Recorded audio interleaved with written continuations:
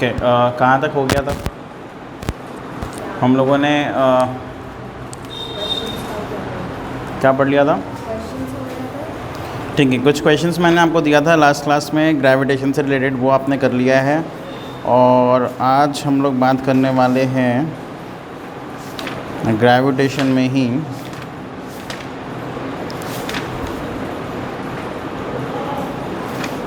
ठीक है। देखो, ग्रेविटेशन यहाँ पे एक टॉपिक है, मैं आपको बता दूँ पहले।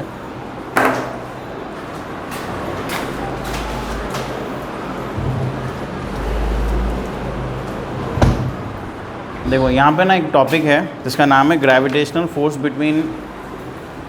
बिटवीन ऑब्जेक्ट्स ऑफ से small size and big size. तो जब भी आपको ग्रेविटेशनल फोर्स बोले निकालने हैं तो आप एक ही फॉर्मूला का यूज़ करना जो मैंने आपको बताया था लास्ट क्लास में, that is F equals to G m1 m2 by में r स्क्वायर। ठीक है, ये फॉर्मूला इम्पॉर्टेंट है।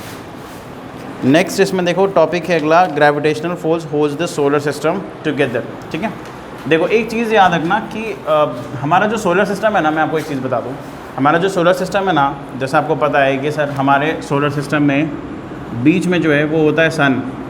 ठीक है, और बाकी प्लैनेट जो है ना वो छोटे छोटे होते हैं एंड वो अपने, कह सकते हो अपने ऑर्बिट पे क्या करते हैं, रिवॉल्व करते हैं ना। ठीक है, कुछ इस तरीके से समझ में आ रहा है। ठीक है, तो ये जो अपने ऑर्बिट पे इस तरीके से रिवॉल्व करते हैं ना, ये क्यों करते हैं? आई मीन क्या कारण है भाई? ठीक है, क्या कारण है कि ये जो है चारों ओर रिवॉल्व कर रहे हैं? Just because of sun gravitational force, just because of sun gravitational force. ये चारों के चार, मतलब सॉरी चार मैं कह रहा हूँ, मैं बेसिकली आठ जो हमारे प्लैनेट्स हैं और जो भी इसके बीच में सेलेस्टियल बॉडीज़ है जैसे एस्ट्रॉइड, कॉमेट्स, वो सारे, ठीक है, वो सारे के सारे सन के ग्रेविटेशनल फोर्स के कारण क्या कर रहे हैं, रिवॉल्व कर रहे हैं, इसके चारों ओर घूम रहे हैं। अगर जिस दिन, ध्यान से समझना, जिस दिन सन का ग्रेविटेशनल फोर्स ख़त्म, ये सारे प्लैनेट्स इधर उधर चले जाएंगे। हो सकता है कुछ ब्लैक होल में भी चले जाए। ठीक है, आ रहा है समझ में? अच्छा, आपको ये समझ में आ रहा है कि इसके फोर्स की वजह से, ग्रेविटेशनल, सन के ग्रेविटेशनल फोर्स की वजह से चारों, मतलब जो भी प्लैनेट्स हैं, ठीक है, जो भी चीज़ें हैं वो रिवॉल्व क्यों हो रही है? सेंटर से फोर्स इनको दिया जा रहा है और वो फोर्स जो ये ग्रेविटेशनल फोर्स के रूप में दे रहे हैं वो इनके लिए सेंट्रीपिटल फोर्स का काम कर रहा है। आपको पता है सेंट्रीपिटल फोर्स, सेंट्रीफ्यूगल फोर्स, दो तरह के फोर्स होते हैं। ठीक है, जब आप किसी ऑब्जेक्ट को बहुत तेज़ घुमाते हो, ठीक है, तो जब वो सर्कुलर मोशन में होता है और सेंटर की तरफ जो फोर्स लगता है, यानी जो फोर्स उसको सेंटर से मिल रहा है, उसको कहते हैं सेंट्रीपिटल फोर्स। ठीक है, और जो बाहर से, अगर मान लो हमने बीच से फोर्स देना बंद कर दिया, छोड़ दिया, क्या होगा? बाहर की तरफ चला जाएगा, उस सर्कुलर पाथ से बाहर की तरफ चला जाएगा। तो क्योंकि उस टाइम पे बाहर की तरफ भी एक फोर्स लगता है जिसको हम कहते हैं सेंट्रीफ्यूगल फोर्स। तो जैसे ही सेंट्रीपिटल फोर्स को हमने ज़ीरो किया, सेंट्रीफ्यूगल फोर्स बढ़ गया और वो ऑब्जेक्ट सर्कुलर पाथ से बाहर चला गया। ठीक है, हाँ ठीक है, ओके। तो अगला जो हमारा टॉपिक है आज के लिए वो बहुत ज़्यादा इंपॉर्टेंट होने वाला है। और मैंने आपको ये भी बता दिया था कि जो टाइड्स होते हैं वो किस कारण से होते हैं, है ना। ठीक है, तो आज का जो हमारा टॉपिक है वो है Kepler's law of planetary motion. लिखा जाए,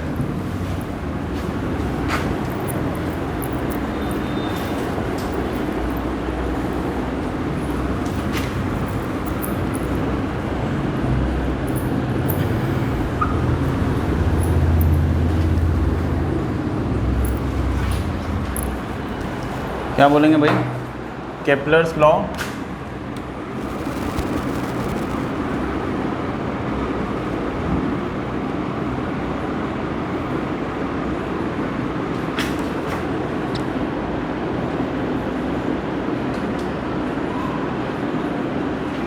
केपलर्स लॉ ऑफ प्लैनेटरी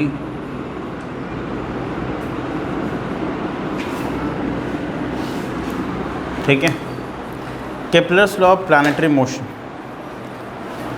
ठीक है, अब इसके बारे में जानते हैं भाई ये क्या है, किस लिए ये लॉ आया, किसने दिया, क्यों बनाया गया ये लॉ, इसके बारे में समझते हैं। ठीक है, देखो सबसे पहले तो एक चीज़ जान लो कि केपलर्स लॉ जो लाया गया है वो एक साइंटिस्ट के द्वारा लाया गया जिसका नाम है जोहान्स केपलर्स। क्या नाम है? Johannes Kepler's. ठीक है, एंड ये जो साइंटिस्ट थे इन्होंने 3 लॉ दिया था, 3 लॉ दिया था Kepler's first law, second law and third law. जैसे न्यूटन्स के 3 लॉ होते हैं वैसे केपलर्स के भी 3 लॉ होते हैं। और ये लॉ किस चीज़ पे बेस्ड हैं? जैसे न्यूटन्स के लॉ तो हम लोगों ने पढ़ा मोशन एंड फोर्सेस पे बेस्ड होता है, ठीक है। ये बेस्ड है motion of planets around the sun, ठीक है। जो प्लैनेट्स होंगे ना वो सन के चारों ओर जो रिवॉल्व कर रहे हैं वो किस तरीके से करेंगे, उनके बीच में क्या रिलेशन है, उनका पैटर्न क्या होगा, ठीक है, किस टाइम पे क्या होने वाला है। यानी आप समझ लो कि कौन सा चीज़ किसके प्रोपोर्शन है, कौन सा चीज़ किसके बराबर है, ये सारा। यानी प्लैनेट्स, देखो आप देख रहे हो ना, प्लैनेटरी मोशन, प्लैनेट्स के मोशन के ऊपर ये लॉ दिया गया है, ठीक है। तो 3 लॉ है, हम बात करेंगे पहले लॉ के बारे में। पहला लॉ क्या कहता है? पहला लॉ कहता है, यानी केपलर्स का पहला लॉ है भाई कि the planets moves in elliptical orbit around the sun with the sun at one of the 2 foci of the elliptical orbit. देखो पहला लॉ क्या कहता है, आपको पता है एलिप्स किसे कहते हैं या एलिप्स क्या होता है? नहीं पता? पता है, गुड। देखो एलिप्स ना एक तरह का शेप है, क्या है? शेप है, ठीक है। ये जो मैंने अभी आपको बना करके दिखाया दिस इज कॉल्ड एलिप्स। तो एलिप्स और सर्कल में क्या डिफरेंस होता है ना, इसके 2 फोकस होते हैं। क्या होते हैं? 2 फोकस, मतलब 2 सेंटर होते हैं, ठीक है। और जो सर्कल होता है उसका 1 सेंटर होता है, ठीक है। तो कहता है, पहला लॉ कहता है, फर्स्ट लॉ कहता है भाई, पहला लॉ है केपलर्स का कि जो प्लैनेट है ना वो सन के चारों ओर एलिप्टिकल पाथ पे रिवॉल्व करेगा। यानी यहाँ पे होंगे हमारे अर्थ, कौन होगा यहाँ पे? हमारा अर्थ। और जो सन होगा वो इन दोनों में से किसी एक फोकस पे होगा। हो सकता है कि सन यहाँ पे हो, ठीक है, या फिर ये भी हो सकता है कि सन यहाँ पे हो। समझ में आया? इसका ये मतलब है कि भाई हमारा ऑर्बिट, हमारे अर्थ का जो ऑर्बिट है वो एलिप्टिकल पाथ है, ठीक है। पहला लॉ समझ में आ गया। गुड। दूसरे लॉ की तरफ बढ़ते हैं, इसको इरेज कर रहे हैं हम, ठीक है। अच्छा रहने देते हैं कि अभी दूसरा भी बताना है। देखो दूसरा क्या कहते हैं, केपलर्स का सेकेंड लॉ कहता है, ठीक है, कि each planet revolve around the sun in such a way that the line joining the planet to the sun sweeps equal area in equal interval of time, ठीक है। It also means that a planets move faster when it is closer to the sun and move slowly when it is far from the sun, ठीक है। देखो second law है ना Kepler's का, वो कहा गया है भाई सेकेंड लॉ कि planets covers equal area in equal interval of time. क्या मतलब है? जैसे अगर मैं ये कहूँ कि ये इलिप्स है, ठीक है, ये आपका सन है, एक फोकस पे सन मैंने आपको बना दिया, और ये ठीक है, ये समझ में आ रहा है ना, ये सन है, ये एलिप्टिकल पाथ है, ठीक है। अब मैं ये कह रहा हूँ कि भैया जो सन अर्थ है ना, अर्थ पहले यहाँ पे था, ठीक है, और वो टी टाइम में, कितने टाइम में भाई? टी टाइम में, टी टाइम, टी कितना है अपने को नहीं पता, चलो मान लेते हैं कुछ एक टाइम इंटरवल में अर्थ यहाँ से यहाँ चला गया, ठीक है। अगर हम सेम टाइम में इधर देखें यहाँ से, तो हो सकता है कि वो इधर से इधर आ जाए सेम टाइम में। समझ में आ रहा है? ठीक है, मेरा कहने का क्या मतलब है वो आप समझ लो। जैसे एक काम कर लो, आप इस तरह से बना लो, ठीक है। सन को थोड़ा सा और इधर करते हैं छोटा, ठीक है, और ये मान लो अर्थ है हमारा, तो यहाँ से ये और यहाँ से ये, ठीक है ना। अब ये जो ये जो एरिया कवर हुआ है, ठीक है, और ये यहाँ से यहाँ जब ये गया है ना अर्थ, तो ये भी टी टाइम में गया है। कितना टाइम में गया? टी टाइम में। और मैं आपको क्या बताना चाह रहा हूँ इसके ज़रिए मैं आपको बता देता हूँ, ठीक है। मैं आपको ये बताना चाह रहा हूँ कि अर्थ यहाँ पे था, टी टाइम में वो यहाँ से यहाँ गया, और सन के साथ एक एरिया बनाया इस तरीके से जो आप देख रहे हो। अगर सेम टाइम टी यहाँ पे भी देखा जाए कि अर्थ यहाँ था और इस टी टाइम में वो यहाँ तक पहुँच गया, तो उसके सन के साथ जो एरिया यहाँ पे बना है और जो सन के साथ एरिया यहाँ पे बना है, ये दोनों आपस में बराबर होगा। ये है सेकेंड लॉ। इसका क्या मतलब है? इसका मतलब साफ साफ यही है कि भैया जब सन से बहुत दूर होगा कौन? अर्थ, तो वो स्लोली चलेगा नहीं, मतलब उसका तो कांस्टेंट मूवमेंट है, बट आपको दिखेगा कि वो स्लोली मूव कर रहा है। बट जैसे ही वो अर्थ के नज़दीक आएगा, जैसे देखो इनमें दूरी कम है और यहाँ पे दूरी ज़्यादा है, तो जब वो दूर था तो धीरे धीरे आगे बढ़ रहा था, लेकिन जैसे ही वो फास्ट मतलब नज़दीक आया, इनके बीच के डिस्टेंस कम हुई, तो आपको ऐसा दिखेगा कि सन अर्थ जो है ना वो जल्दी जल्दी आगे बढ़ रहा है, सेम टाइम में है। मतलब हाँ, ग्रेविटेशन तो लग ही रहा है, ठीक है। मैं आपको ये बता रहा हूँ ना, केपलर्स का कहना ये था सेकेंड लॉ में कि भैया जितना टाइम में ये इधर इधर ट्रैवल करेगा उतना ही टाइम में इधर भी ट्रैवल करेगा। भले ही आपको ये देखने में लगे कि इधर स्लो चल रहा है और इधर फास्ट चल रहा है, बट जब आप एरिया कैलकुलेट करोगे ये करके, तो ये दोनों एरिया आपस में बराबर होगा। समझ में आया? ठीक है।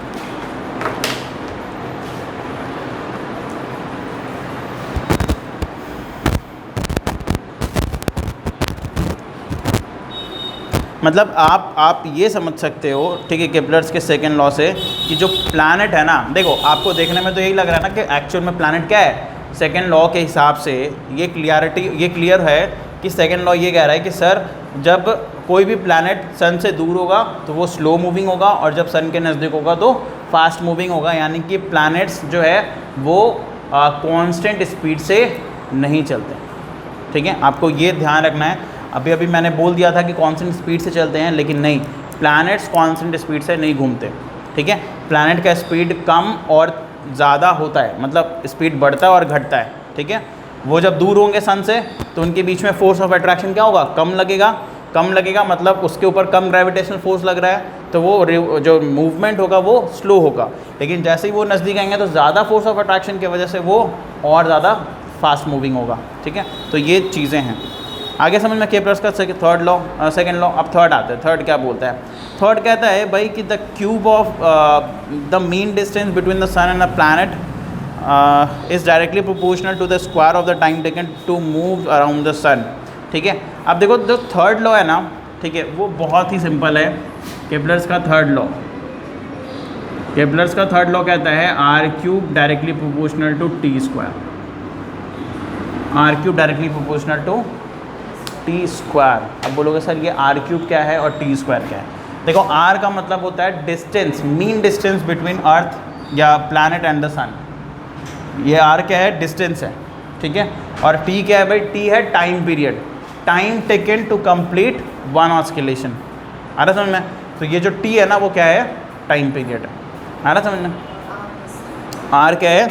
डिस्टेंस बिटवीन है। हाँ, एक चीज़ और है कि यहाँ पे जैसे ही आप इसको इस तरीके से लिखोगे ना, R cube by T square, तो that will always give constant value. क्या होता है? Constant. R cube by T square क्या होगा? हमेशा कांस्टेंट होगा। और यहाँ पे न्यूटन ने ध्यान रखना, न्यूटन ने केपलर्स के थर्ड लॉ को यूज़ करके, ठीक है, थर्ड लॉ को यूज़ करके, अभी मैंने आपको यूनिवर्सल लॉ ऑफ ग्रेविटेशन बताया ना, यूनिवर्सल लॉ ऑफ ग्रेविटेशन मैंने एक बात बताई थी आपको कि F is inversely proportional to R square, बताया था ना, F inversely proportional to R square. ये किसने बताया? न्यूटन ने बताया ना। तो ये न्यूटन ने कैसे डिराइव किया? केपलर्स के थर्ड लॉ से। यानी ये जो चीज़ आप देख रहे हो ना, ये इधर ही से आया है, ठीक है। इससे अभी हम लोग प्रूफ करेंगे।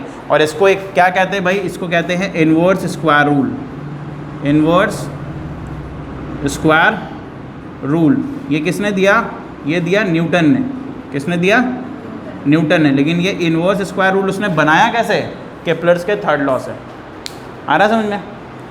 चलो, तो केपलर्स का तीनों पहले लॉ लिखो, उसके बाद हम लोग बात करते हैं कि कैसे इन्वर्स स्क्वायर रूल को प्रूव किया जाए। मतलब हमें ये प्रूव करना है F inversely proportional to R square, ठीक है।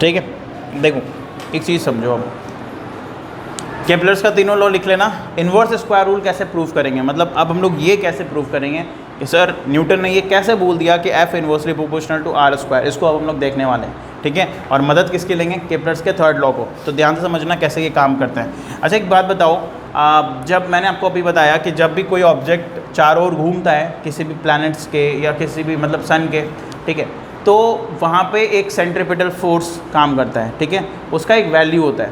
क्या होता है? वैल्यू। क्या होता है पता है? वो फोर्स को क्या कहते हैं? mv²/r, mv²/r। This is the formula. जैसे आपने काइनेटिक पढ़ा ना, ठीक है, काइनेटिक एनर्जी का फॉर्मूला क्या होता है? काइनेटिक एनर्जी बोलते हैं ना हाफ mv², ठीक है। फोर्स बराबर हम लोगों ने क्या पढ़ा? मास इनटू एक्सेलरेशन पढ़ा ना। वैसे ही ठीक उसी तरीके से सेंट्रीपिटल फोर्स का एक फॉर्मूला होता है F = mv²/r, ठीक है। अब जो जो इसमें कांस्टेंट है वो हटाएंगे तो यहाँ पे आएगा प्रोपोर्शन। क्या आएगा? प्रोपोर्शन। यानी देखो मास कभी नहीं बदलता है, ठीक है। तो मास जैसे ही हटेगा F directly proportional to v²/r। आ गया समझ में? ठीक है, इसको फर्स्ट मान लेंगे। क्या मान लेंगे? फर्स्ट। अच्छा, अब एक बात बताओ, वेलोसिटी बराबर आप क्या बोलते हो? वेलोसिटी बराबर आप क्या मानते हो? बोलोगे सर वेलोसिटी होता है 2πr/, में टाइम पीरियड। पक्का? जब कोई सर्कुलर ऑब्जेक्ट की हम बात करते हैं ना, उसमें सर्कुलर ऑब्जेक्ट में तो 2πr सर्कमफेरेंस एंड बाई में टाइम पीरियड। अच्छा, यहाँ पर 2π तो कांस्टेंट है ना, इसका तो एक वैल्यू होता है। तो हम ऐसा बोल सकते हैं क्या कि v जो है वो डायरेक्टली प्रोपोर्शनल होगा r/t के। 2π हट गया, 2π कांस्टेंट था और कांस्टेंट और इक्वल टू हटाते हैं तो क्या आता है? प्रोपोर्शन। और प्रोपोर्शन हटा के इक्वल टू डालते हैं तो उसके साथ कांस्टेंट भी आता है, मतलब उल्टा है, ठीक है। तो अब ये समझ में आ गया। अच्छा, अगर हम दोनों साइड स्क्वायर कर दें, v² directly proportional to r²/t², तो कोई दिक्कत नहीं ना, कोई दिक्कत नहीं है, ठीक है। अच्छा, एक बात बताओ, अगर हम यहाँ पे 1/r और ऊपर में r मल्टीप्लाई कर दें तो कोई दिक्कत नहीं। तो आप कहोगे कि सर इसका मतलब ये हुआ कि आपने बना दिया है v² directly proportional to r³ में t² और इंटू 1/r। बताओ ये समझ में आया कि नहीं आपको? हाँ, 1/r ये समझ में आया कि नहीं? ये मैंने कैसे लिखा, ये आया कि नहीं समझ? देखो r² पहले से था, एक और मल्टीप्लाई हुआ तो r³/t² हो गया, ठीक है। और एक r जो है वो नीचे पहले से है, ठीक है। आ रहा समझ में ना? अच्छा, अब यहाँ पे हम लिखने वाले हैं कि भैया केपलर्स के थर्ड लॉ के हिसाब से ये क्या है? ये है कांस्टेंट। तो मतलब v² किसके प्रोपोर्शन है? 1/r के, ठीक है। अब इस वैल्यू को हम पुट करेंगे इसमें। किस में पुट करेंगे? इसमें, v² के जगह पे। तो f डायरेक्टली प्रोपोर्शन क्या आएगा? बोलोगे सर f डायरेक्टली प्रोपोर्शन आएगा 1/r इंटू 1/r, मतलब f directly proportional to 1/r²। Prove हो गया। यानी जो न्यूटन ने किया वो हम लोगों ने भी कर लिया ना। जो न्यूटन ने बताया कि भैया फोर्स जो है वो डायरेक्टली प्रोपोर्शनल है, इन्वर्सली प्रोपोर्शनल है r² के, है ना। तो वो चीज़ हम लोगों ने भी कर लिया using the Kepler's third law, ठीक है। और यही चीज़ को हम क्या बोलते हैं? Inverse square rule. आपको एग्जाम में आएगा तो ये आएगा state and prove inverse square rule. तो आपको ये सारे प्रूव करने हैं, ठीक है। चलो नोट कर लो जल्दी से।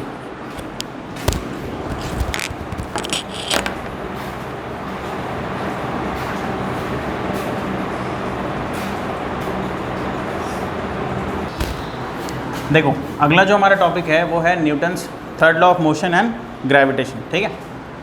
क्या कहता है इसमें वो आप समझ लो। आपको न्यूटन थर्ड लॉ याद है? बताओ। Every action there is an equal and opposite reaction. यानी कि अगर हम किसी पे भी एक्शन करते हैं तो उसका हमें रिएक्शन भी मिलता है। यानी अगर हम अपना सर इस दीवार पे पटके, वो दीवार भी हमारे सर पे पटकाएगा, है ना। पर चोट किसे लगेगी? हम लोग, है ना, हमारे सर पे। एक्चुअली इसको भी लग रहा है बट पता नहीं चल रहा because it's a non living thing. हमें पता चलता है।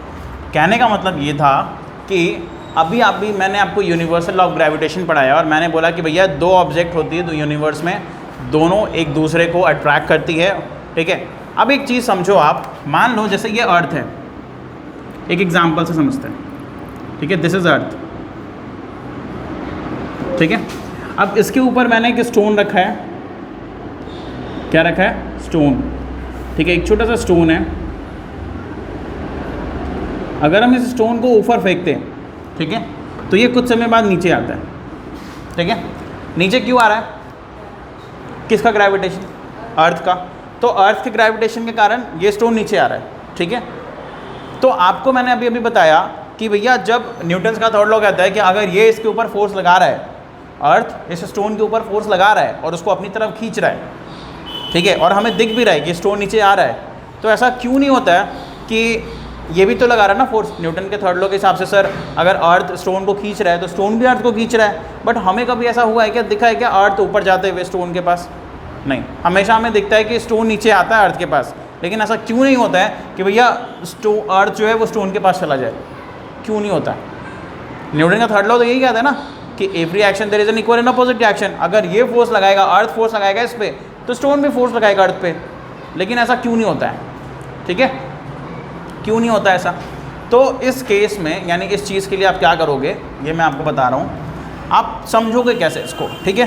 तो आपको मैंने अभी बताया क्या, अभी आपको मैंने न्यूटन्स के सेकेंड लॉ में क्या बताया था, F equals to m a, F equals to m a. अच्छा एक बात बताना, ये A बराबर क्या होगा? कहोगे सर F बाई एम होगा, F बाई एम होगा। तो ये चीज़ आप एक चीज़ देखना है यहाँ पे कि A और M में क्या रिलेशन है।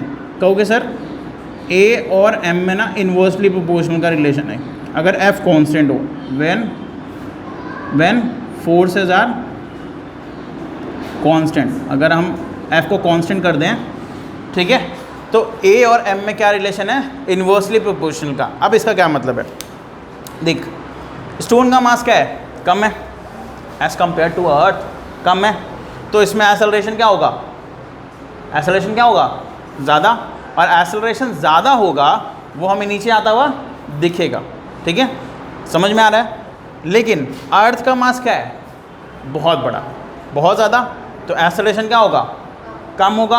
और अर्थ कभी ऊपर जाता हुआ दिखेगा क्या? नहीं। एक्सेलरेशन मतलब ऑब्जेक्ट नीचे जा रहा है, उसमें एक एक्सेलरेशन है, अगर हम इसको छोड़ दें तो ये नीचे जाएगा, यानी इसमें एक एक्सेलरेशन आ जाएगा ना, ये मूव करना स्टार्ट हो गया, इसका इनिशियल वेलोसिटी है, फाइनल वेलोसिटी हो जाएगा, यू वी होगा, टाइम लग रहा है, तो एक्सेलरेशन होता है ना। अरे एक्सेलरेशन का फॉर्मूला क्या बताया है? v minus you by T, याद है ना। तो जहाँ पे u होगा, v होगा, t होगा, वहाँ पे a होगा, है ना। तो यहाँ पे देख रहे हो आप कि सर पहले स्टोन रेस्ट में, अगर मैं इस मार्कर को ऊपर फेंकूँ तो ये ऊपर जाएगा, रेस्ट में होगा, फिर नीचे आना स्टार्ट होगा, तो इसका इनिशियल वेलोसिटी 0, फाइनली कोई वेलोसिटी होगा, टाइम लग रहा है ऊपर से नीचे आने में, यानी एक्सेलरेशन इसका है, ठीक है। और मास काफ़ी कम है, तो मास कम है, एक्सेलरेशन ज़्यादा है। और अर्थ में क्या हो रहा है कि इसका मास बहुत ज़्यादा है, इसलिए एक्सेलरेशन बहुत कम गया। और यही कारण है कि हमें अर्थ कभी ऊपर जाता हुआ नहीं दिखता है, बल्कि स्टोन नीचे आता हुआ दिखता है, just because of their mass. हाँ जी, ठीक है। अगर मान लो अर्थ का मास बहुत कम होता तो ये भी हमें दिखता ऊपर जाता हुआ, ठीक है। क्लियर हो गया? गुड, चलो ठीक है। अब एक टॉपिक और है इसमें, जिसको हम कहते हैं फ्री फॉल। फ्री फॉल का क्या मतलब समझते हो आप? देखो, फ्री फॉल का मतलब एकदम आराम से इस पेन को या किसी भी चीज़ को अगर आप ड्रॉप करते हो, छोड़ते हो, वो बिना डिस्टर्बेंस के, मतलब उसको कोई चीज़ डिस्टर्ब नहीं करना चाहिए। एयर रेजिस्टेंस को हम नेग्लिजिबल मानते हैं, ठीक है। अगर हम इस ऑब्जेक्ट को छोड़ दें तो ये नीचे आके गिर जाएगा, this is called free fall. इसको क्या कहते हैं? फ्री फॉल, ठीक है। इसका डेफिनेशन क्या है? Falling of an object from a height towards the earth under the gravitational force of the earth with no other external या other forces acting on it is called free fall. आगे समझ में? Good. क्या?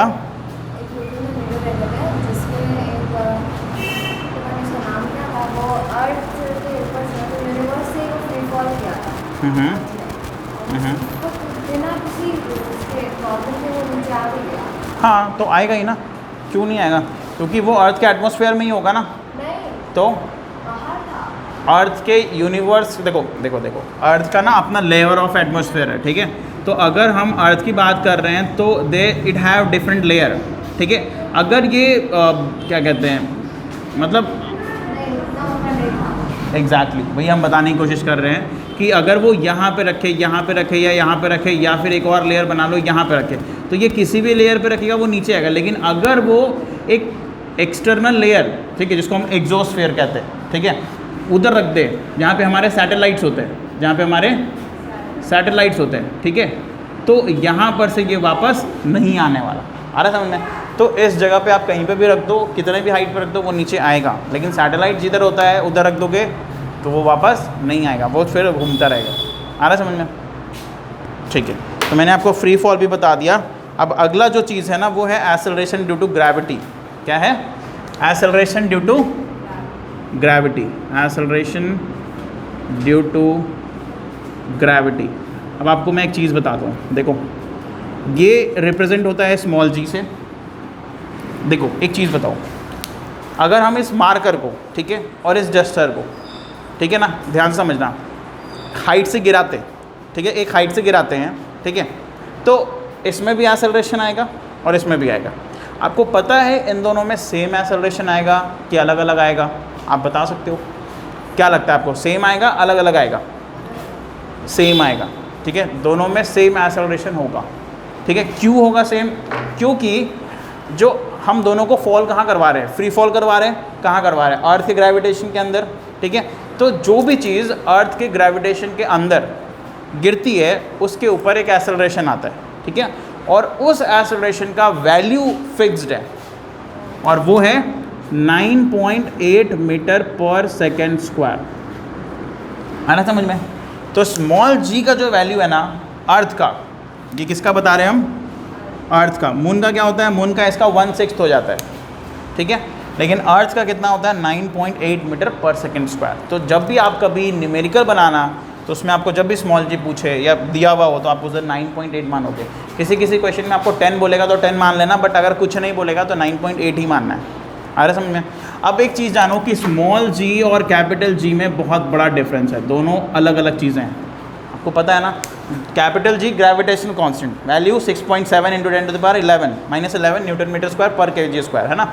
इसका ये acceleration है sir, है ना, और इसका वैल्यू क्या है? 9.8 मीटर पर सेकेंड स्क्वायर, ठीक है।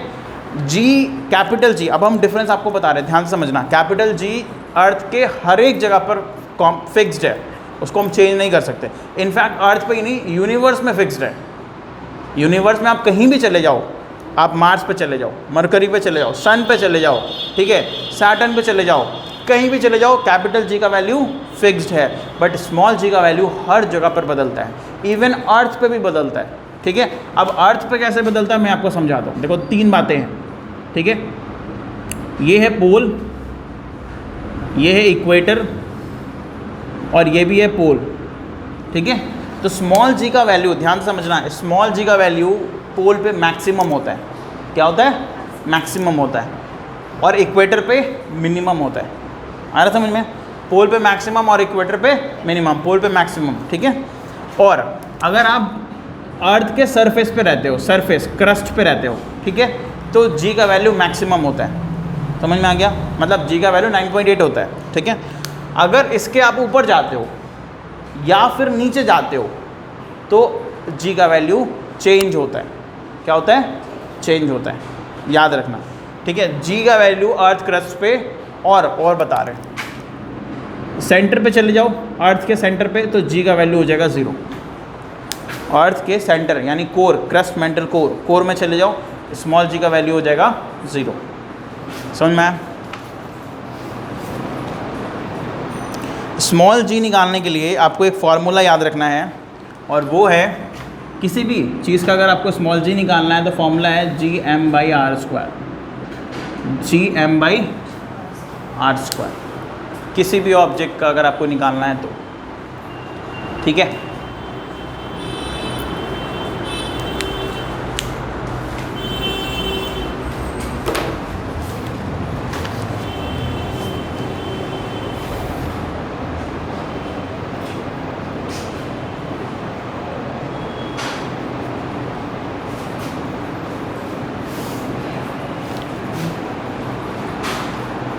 ठीक है, एक चीज़ आपको और याद रखना है, मैं आपको बता दूं कि जी का वैल्यू मैंने बोला कि क्रस्ट के ऊपर क्या होता है? मैक्सिमम होता है, अंदर जाओगे तो घटेगा। अगर आप सरफेस से ऊपर भी जाओगे ना, ऊपर, तो भी जी का वैल्यू घटेगा नहीं, सिर्फ सरफेस पे मैक्सिमम होता है। आप अर्थ सरफेस के ऊपर जाओ या अंदर जाओ, जी का वैल्यू घटेगा, और जी का वैल्यू सेंटर पे क्या हो जाता है? 0। ये बहुत इंपॉर्टेंट चीज़ है, ठीक है। तो आज के लिए काफ़ी है, इतना नोट कर लो।